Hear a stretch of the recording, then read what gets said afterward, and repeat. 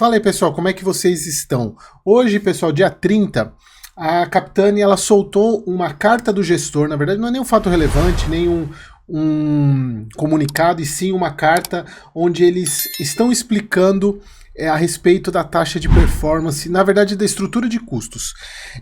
Não sei, eu acredito que o vídeo que eu fiz, inclusive no vídeo eu meio que criei não, né? Na verdade, no meu caso eu criei, mas não que tenha sido somente eu, a questão de uma campanha de e-mails para a gestora, para que eles explicassem primeiro o porquê dessa taxa de performance e por que não separar a taxa de performance na votação, não colocar junto com a isenção da taxa de gestão e da redução da taxa global, né, digamos, tanto de administração quanto isenção.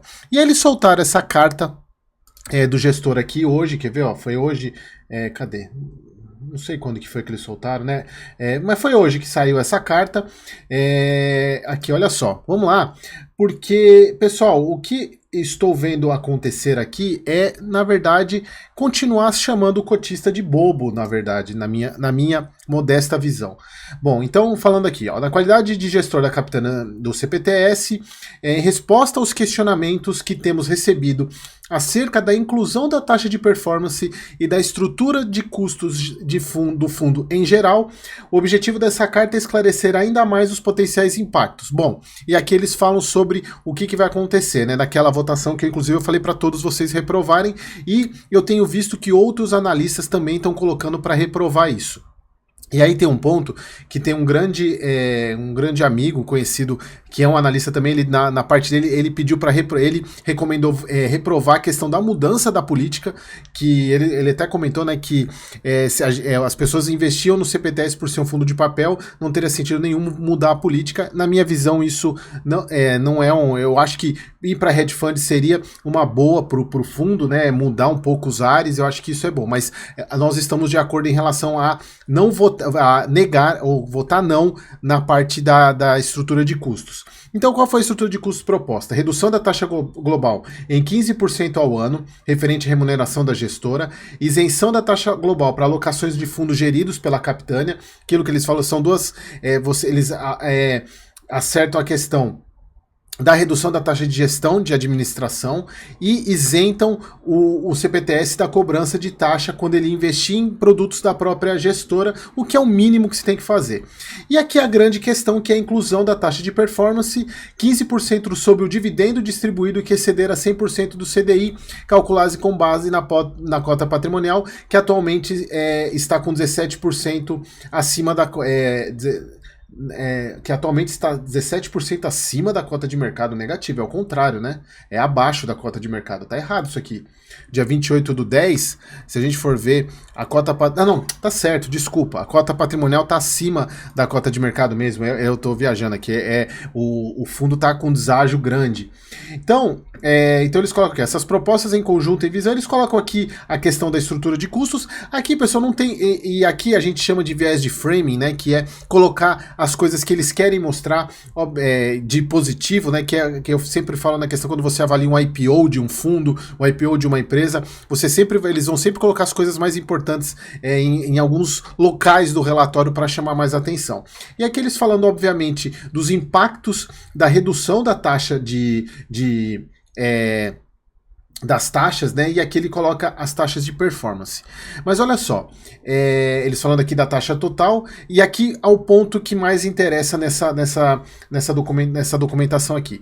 Uma pergunta comum é a razão da gestora escolher o CDI como benchmark para uma taxa de performance, e não outros índices como IPCA e o IMAB. A gestão aqui, que para mim é um absurdo isso. Não vou nem adjetivar isso daqui.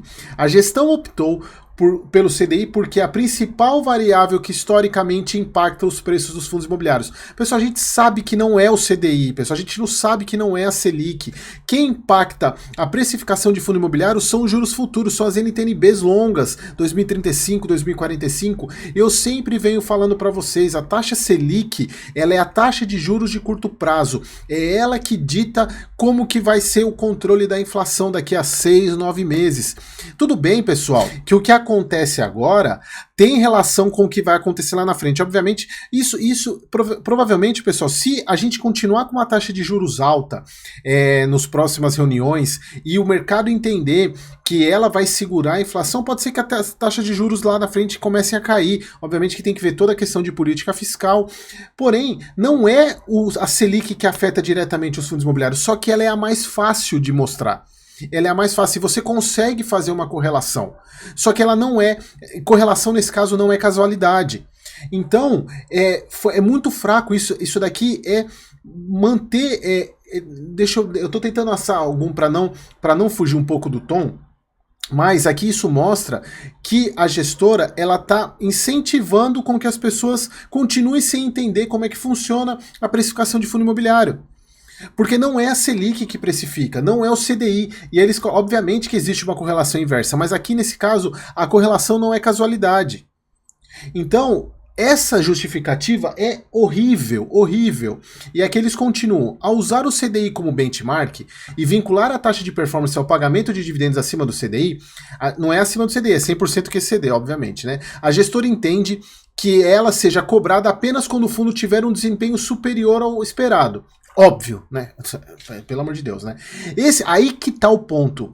Esse cenário tende a ocorrer em geral quando o preço de mercado do fundo está próximo ao valor patrimonial, em tendência de alta, refletindo a relação positiva entre o rendimento acima do CDI e a valorização das cotas. Em outras palavras, o cenário proposto para que o CPTS mantenha o custo anterior é necessário que o fundo distribua o dividendo superior a 17% ao ano, considerando a cota de mercado a 7,10, ou 14% ao ano, considerando a cota patrimonial de 70. E aqui que eles finalizam isso, né? Com a inflação baixa e a Selic alta, a cota de mercado do fundo sofre pressão, pois o CDI está elevado, enquanto o IPCA e o IMAB apresentam rendimentos mais baixos. Considerando esses índices, se o benchmark da performance fosse o IPCA ou o IMAB, o fundo estaria pagando uma taxa de performance atualmente, pois o seu dividend yield supera ambos índices, inclusive IPCA mais 6, em um cenário em que a cota de mercado desvalorizou mais 16%. E aqui eles estão dando essa justificativa meia boca, porque é o seguinte, primeiro, lendo tudo isso daqui, vocês conseguem entender que eles estão jogando a melhoria para cobrança da taxa de performance como uma melhoria do mercado em si e não a melhoria do próprio fundo. Porque tudo está relacionado com o cenário de macro e não com melhoria, com melhores escolhas, com melhores oportunidades que o fundo pode ter. Se eles colocassem que a gente está colocando a taxa assim porque a gente vai investir nisso, nisso e nisso e o retorno vai ser esse, beleza. Não, eles estão jogando, beleza ainda não, né? Mas percebam, eles estão jogando a explicação por ter escolhido primeiro por cobrar a taxa de performance e ter escolhido o CDI como um benchmark, é o cenário macro, que ele vai uma hora voltar. E nesse caso, e aí que tá o ponto, que é o seguinte, eles estão se aproveitando de um cenário ruim, porque de fato, nesse momento, o fundo não vai cobrar a taxa de performance. Mas lá na frente, quando o cenário estiver bom, tudo que o fundo tiver de potencial para poder entregar bastante resultado, porque a gente vai ter taxa de juros menores, IPCA menor, o fundo podendo ter ganho de capital com esses ativos, com esses CRIs que ele tem hoje, a taxa de performance vai comer. Entenderam? Então, eles estão projetando lá na frente algo que já é previsto que vai acontecer com a quebra. Inclusive, isso eu venho falando mês após mês para vocês analisando o CPTS. Ele não consegue trazer o resultado que ele trazia, não é por causa exclusivamente das compromissadas, e sim porque ele não consegue girar a carteira por causa das taxas do mercado. A partir do momento que essas taxas voltarem a cair, o fundo vai começar a voltar a trazer, e aí ele vai tubar a taxa de performance no cotista. Cara, pra mim é um absurdo, continua sendo um absurdo, e ainda mais sabendo que a carteira do CPTS é IPCA. Não faz o menor sentido você ter uma carteira IPCA e colocar um benchmark que não é o que você busca. Porque quando você investe no IPCA, você vai buscar algo relacionado ao IPCA para melhorar o seu retorno. Não tem nada a ver com o CDI. Entenderam? Então, pessoal, para mim, essa carta poderia nem ter sido feita, porque pegou mais mal do que a emenda ficou pior que o soneto. Então, pessoal, continuo mantendo a minha posição, votem, isso aqui eu recomendo que todos vocês votem não nessa questão da taxa, para ver se eles aprendem isso, para ver se, e eu tô vendo muita pressão, muitas pessoas falando sobre isso, mas obviamente, pessoal, que tem muito fundo que tem CPTS, e é capaz de institucional que tiver aí, consiga suplantar a decisão dos cotistas pessoa física, mas a gente precisa mostrar o nosso recado, né? Principalmente quem é cotista aí, votar não nessa questão dos custos.